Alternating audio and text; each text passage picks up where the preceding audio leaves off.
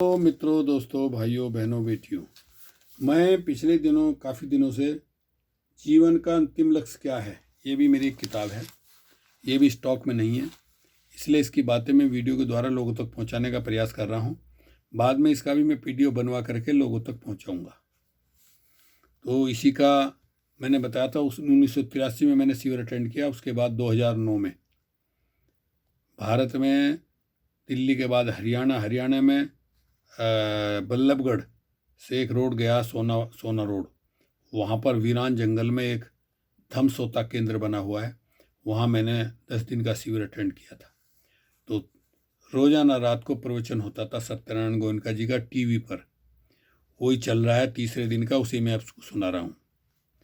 हम चाहे कि किसी प्रकार की हो तो वो नहीं, वो अपने आप ही होती है।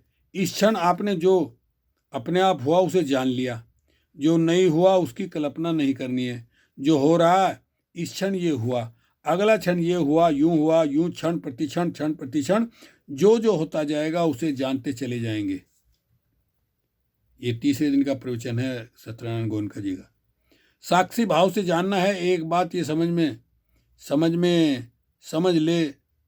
एक बात ये समझ लें कि उठा खुजा लिया, उसे नहीं अच्छी लगी, दूर करना तो खुजला लिया।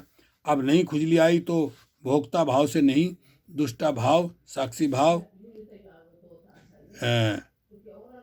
कहिए, सोचिए भाई, तुझे देखते हैं, तू कब आती है। जैसे खुजली कहीं आ रही है, खुजाए कि वो हो रही है, लेकिन नहीं, देखते हैं तू कब तक रहती है। देखते हैं तेरा भी तेज होगी, आरंभ में तो तेज होगी, जरा तेज हुई खत्म हो गई खुजली। वो एक संवेदना ही है। कोई खुजली अनंत काल तक रहती नहीं, देर सवेर समाप्त हो जाती है। इसी तरह से जो भी संवेदना यहाँ नाक के हिस्से में जहाँ तिकोनी गड्ढा है, इसमें महसूस होगी, वो अनंत काल तक रहने वाली नहीं, उत्पन्न होती है, कुछ देर बाद समाप्त हो जाती है। बस हम तो केवल साक्षी भाव से जान रहे हैं, कुछ नहीं कर रहे। ऐसा आज रात और कल दिन भर करेंगे, फिर देखेंगे कि हम धीरे धीरे और सूक्ष्मता की ओर बढ़ते चले गए। ये सती है, जहाँ कल्पना नहीं, जहाँ सच्चाई और अनुभूति पर उतरें। सम्मा सती है ना, अपनी अनुभूति पर उतरें। और सच्चाई भी अपने से संबंधित, अपने शरीर और अपने चित्त से संबंधित और बातों से लेन देन नहीं। अपने चित्त प्रपंच, अपने शरीर प्रपंच और इन दोनों के संग्रह से, इन दोनों के समुच्चय से क्या हो रहा है उसको जानने का काम हर संवेदना, शरीर और चित्त का प्रपंच। सम्मा सती, सम्मा समाधि। कुशल चित्त की एकाग्रता उसे सम्मा समाधि कहते हैं, तथा केवल चित्त की एकाग्रता उसे समाधि कहते हैं। सम्माची यानी सम्यक समाधि। यदि चित्त बहुत मैला है, राग से भरा हुआ है, तथा राग से भरे हुए चित्त को हमने एकाग्र कर लिया, द्वेष के आधार पर चित्त को एकाग्र कर लिया, तो सम्मा समाधि नहीं हुई। एक उदाहरण से समझें। एक बगुले को देखा होगा, पानी के किनारे पर खड़ा है, कैसे एक टांग पर जरा भी नहीं हिलता, खूब समाधिष्ठ है, बड़ा ध्यानस्थ है। और किस बात से समाधिष्ठ है? ध्यान लगाया हुआ है कि पानी में कहीं मछली दिख जाए और हड़प कर ले। समाधिष्ठ तो है वो।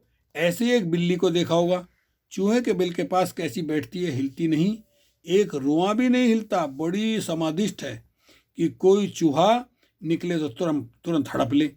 ऐसे किसी शिकारी को देखा होगा, कैसे अपनी दुनाली बंदूक पर ध्यान लगाए बैठा है कि सामने शिकार आए तो धाएं से मार दे। सारी समाधियां ही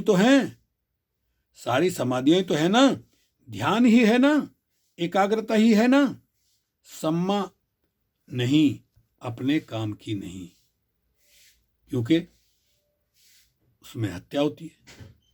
दुनिया में बुरे से बुरा काम भी चित्त की एकाग्रता करके ही किया जाता है, लेकिन केवल चित्त की एकाग्रता हमें मुक्ति की अवस्था तक नहीं ले जा सकती। हमें तो ऐसी एकाग्रता चाहिए जिसका आधार मैल नहीं हो, राग नहीं हो, द्वेष नहीं हो, मोह नहीं हो, वो हमारे कल्याण की बात है। तो हमें क्षण की घटना घटी, एक क्षण में घटना घटी, उसके प्रति राग नहीं है, द्वेष नहीं है, कोई कल्पना नहीं है। सांस आ रहा है तो कोई कल्पना नहीं है, सांस जा रहा है तो कोई कल्पना नहीं है, इसके प्रति कोई राग नहीं। सांस छू रहा है उसके प्रति राग नहीं, द्वेष नहीं है, कोई संकल्पना नहीं है। खुजली आई, फिर गर्म आया कि झुंझुनाहट हुई, सुरसुराहट हुई, गुदगुदाहट हुई, यहाँ पे गुदगुदाहट हुई, उसके प्रति कोई राग नहीं, द्वेष नहीं, और वो सच्चा है, कोई कल्पना नहीं है। बस ऐसा क्षण प्रति क्षण उसे जानते जानते कितने लंबे अरसे तक जानते चले गए, उतनी ही समाधि मजबूत होती चली गई। यही करना है, यही काम करने आए हैं। तो वीडियो लंबी ना हो जाए इसलिए दूसरी वीडियो में रखेंगे। ओके, शुक्रिया, धन्यवाद।